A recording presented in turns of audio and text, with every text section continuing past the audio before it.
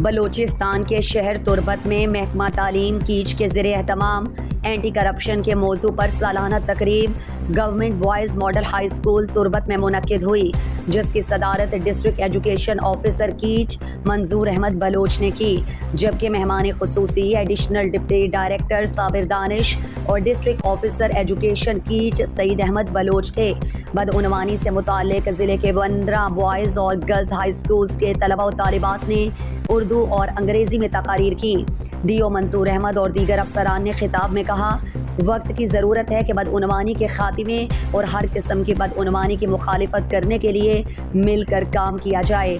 اس سماجی برائی کے خاتمے کے لیے تمام اسٹیک ہولڈر سے تعاون کی ضرورت ہے۔ کرپشن کی ایک بڑی وجہ قانون کی حکمرانی کا فقدان ہے۔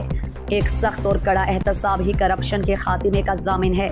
کرپشن کے خاتمے میں عدلیہ کا کردار ایک اہم حیثیت کا حامل ہے، کیونکہ معاشرے میں قانون کی حکمرانی اور انصاف کی فراہمی کو یقینی بنانا عدلیہ کی فرائض میں شامل ہے۔